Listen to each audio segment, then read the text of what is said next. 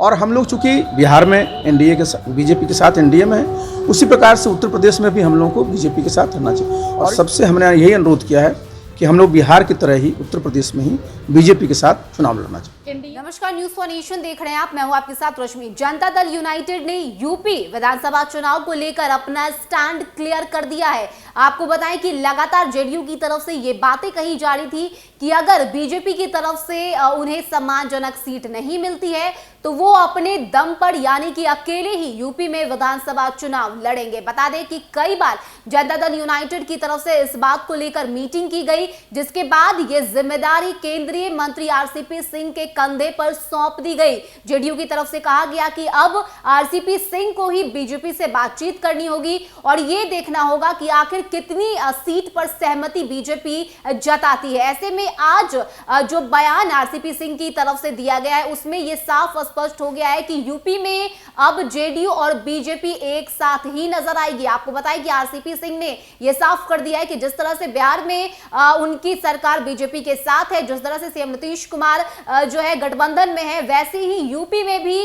जो है जेडीयू और बीजेपी दोनों एक साथ ही नजर आएगी। किस तरह से यूपी चुनाव को लेकर आरसीपी सिंह ने अपनी बातें रखी है और साथ ही साथ किस तरह से आरसीपी सिंह ने अब यह स्पष्ट कर दिया है कि जेडीयू अब बीजेपी के साथ ही चुनावी मैदान में उतरेगी। सुनवाते हैं आपको। काम होना चाहिए तो नहीं हुआ है।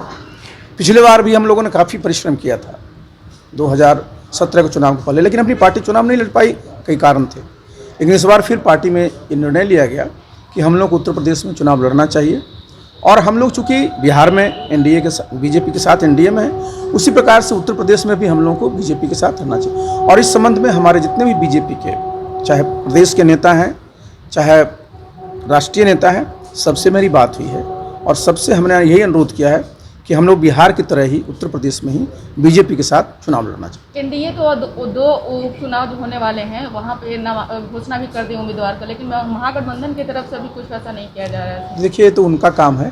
हमारे उम्मीदवार घोषित हो चुके हैं और हम सब लोग इस बात को आशान्वित हैं कि हम लोग दोनों सीटों को हम लोग जीते। लगातार जनता दल यूनाइटेड की तरफ से सम्मानजनक सीट की जो है बातें कही जा रही थी। कहा जा रहा था कि अगर बीजेपी उन्हें उनके मन मुताबिक सीट नहीं देती है तो वो अपने दम पर जेडीयू जो है वो यूपी में चुनाव लड़ेगी। इतना ही नहीं, लगातार चाहे वो ललन सिंह हो या फिर उपेंद्र कुशवाहा हो, उनकी तरफ से ये कहा जा रहा था कि सीएम नीतीश कुमार ने जिस तरह से बिहार के लिए विकास का काम किया है, लगातार बिहार के लिए जनता की सेवा में सीएम नीतीश कुमार जुटे रहते हैं।